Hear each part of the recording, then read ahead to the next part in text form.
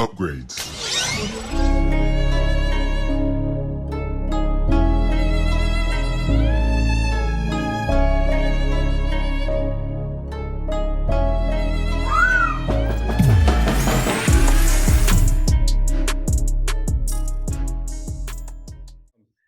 This is Samuel Leggett with JVS Media and Productions. Hey, what's going on, Ruby? Hey, Ti. Hi. What's going on, King? Hey, man, I'm happy to be here. Ruby and Ti, I wanted to go ahead and ask your questions up front to give you guys a little bit of time, so I can go ahead and get those out of the way right now. Ruby, first off, this seems like your wheelhouse. I've seen Central Park, and then of course the Happy Death Day films. So it seems like you're drawn to horror. But at the same time, what was it about Serena that kind of engaged you with that character? And then for you, Ti, I mean, you're a legend, man. I don't know no way to say it. As are you, sir. You've done music, television, film, heck, you in one of my favorite Marvel films, and I'm still holding out hope for ATL 2. But as far as your character Lou in this film, what was it about this character, and then trying to attack the horror genre that kind of enticed you? Like, was it a challenge? Was it something that you were always wanting to do? I'm just curious from both of you guys. Thank you. Man, it was an extreme challenge. It was an extreme challenge, for one, because I don't have a lot of experience with modern day horror. As phenomenal and captivating as Ruby has been, I'm finding out in all of her previous works. I came in the dark, you know what I'm saying? And I told Deon that when he introduced it to me. He said, "Hey man, I got a film going." I'm like, "Well, are you sure? Because they say ain't nobody supposed to be shooting no movies right now, Deon." He said, "Yeah, man, I'm telling you, I got it. It's going. It's a horror film, man. It's gonna be scary as hell." I say, "Horror, Deon, I don't really want to." "Nah, don't even think about it like that. Think of it as a psychological thriller." "Okay, I'm interested."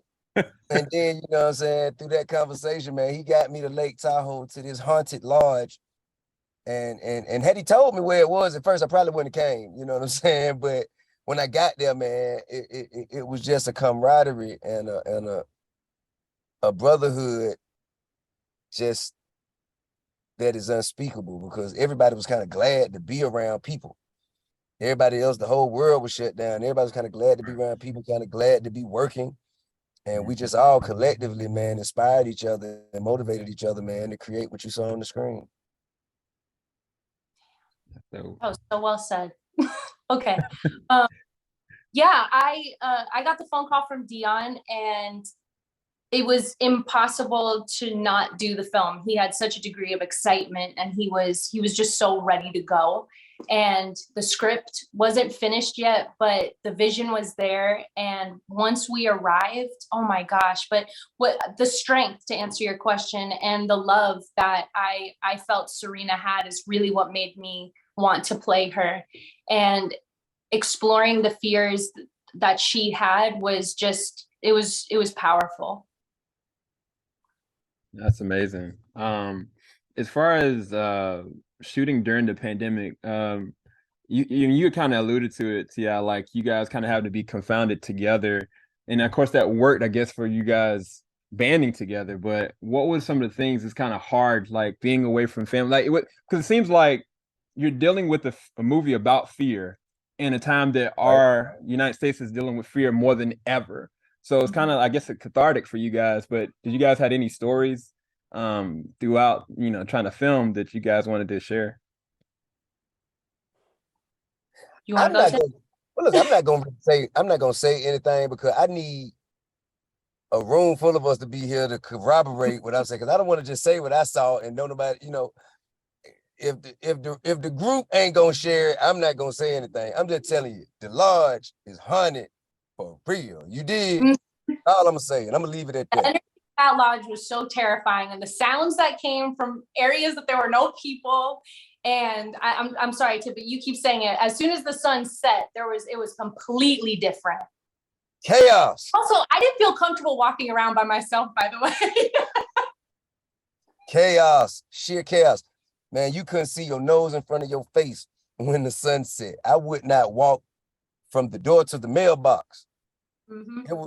It was Hey, And we man. were lucky because we were with such great people and we were all in it together. That kind of what kept us together too. It was like, yeah, I'm gonna just stick with y'all. You know what I'm saying? Like when everybody went filming, you know, you had the people that was on camera and they doing their thing, then you had the people that was off camera. If you off camera, I'm just gonna stick with y'all. So y'all ain't filming either. Yeah, what y'all got going on? You know, we're just gonna stay here. Gonna stay. I'm not going.